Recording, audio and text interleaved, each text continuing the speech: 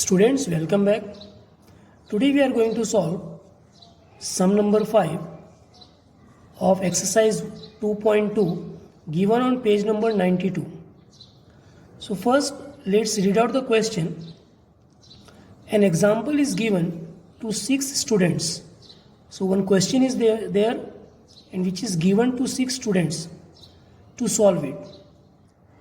The probability of getting correct solution of the problem by any student is 0.6. So one probability is given, और probability क्या दे के रखी है of getting correct solution, मतलब जो solution है वो right मिलेगा, correct मिलेगा by any student and its probability is 0.6. So of getting correct solution, probability is 0.6. Students are trying to solve the problem independently.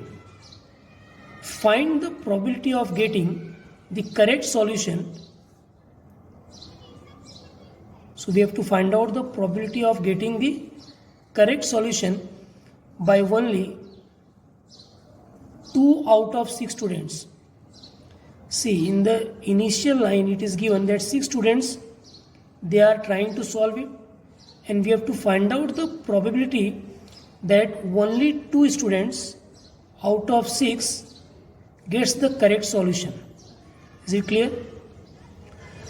Now whenever in the question, put this point in your mind. Now whenever in the question it is given, if any probability is given, अगर question में कोई भी एक probability दे के रखी है, see here one probability is given, probability of getting correct solution. It is already given, एक probability हमें क्वेश्चन में दे के रखी है. तो जब भी क्वेश्चन में एक प्रॉबिलिटी दे के रखी है, it means the question is of binomial probability distribution. तो वो क्वेश्चन होगा बाइनोमियल प्रोबेबिलिटी डिस्ट्रीब्यूशन का. Is it clear? So in binomial probability distribution we must have the values of probability of success and probability of failure. Probability of success is denoted by P and probability of failure is denoted by Q. तो हमारे पास में probability of success या failure दे के रखा है, वो हम कैसे पता करेंगे? So put this point in your mind.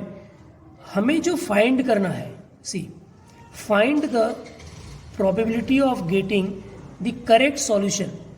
Correct solution मिले 2 स्टूडेंट्स के द्वारा आउट ऑफ 6 स्टूडेंट्स. 6 स्टूडेंट्स में है, उसमें से 2 स्टूडेंट्स करेक्ट सॉल्यूशन दे सकें, उसकी प्रोबेबिलिटी हमें फाइंड आउट करनी है.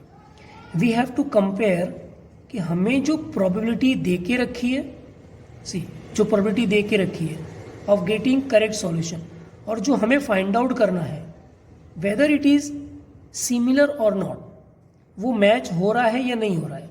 So let's read out the question. The probability of getting correct solution, correct solution की प्रोबेबिलिटी दे के रखी है. अब हमें फाइंड क्या करना है? Find the probability of getting correct solution.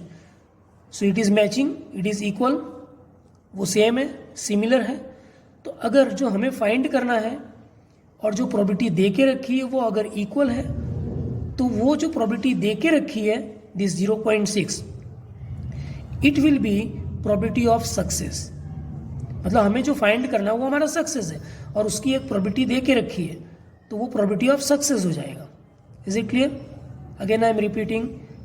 Whatever probability we have to find out, if same probability answer is given, then it will be considered as probability of success, and probability of success is always denoted by P. So P will be 0.6, and we know probability of success, that is P plus Q. Q means probability of failure is equal to 1. दोनों की probability का total 1 होगा, and P is given 0.6 plus Q is equal to 1. So we can find out Q is equal to 1.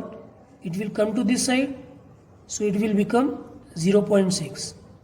1 minus 0.6, so it will be 0.4. So Q is 0.4, that is probability of failure. मतलब correct answer नहीं मिले, that is 0.4 probability of failure, and probability of success is 0.6. Now if we get the answer of P, we can find out value of Q, और अगर Q मिलता है then we can find out the value of P.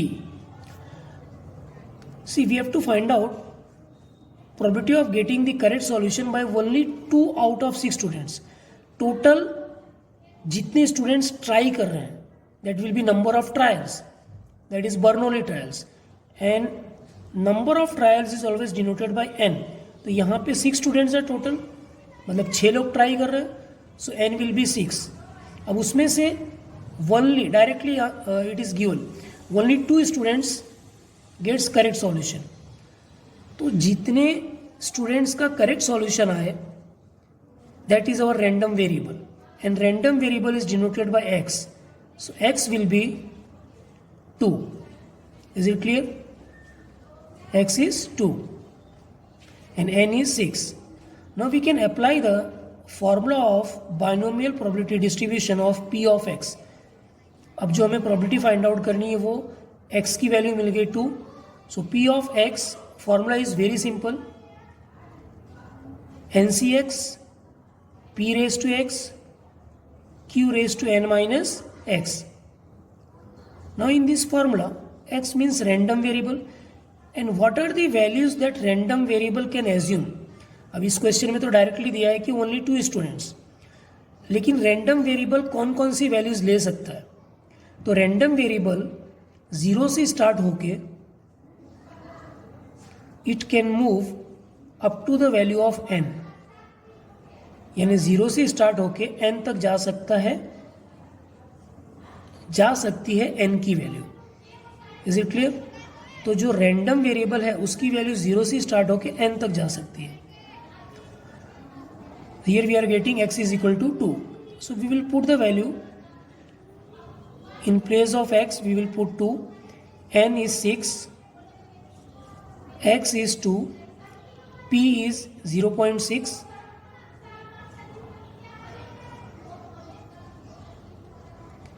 Power में x, तो x की value है 2,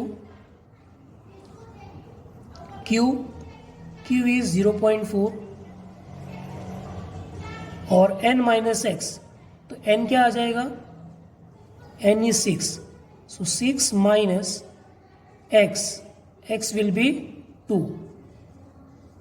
Is it clear? Is equal to.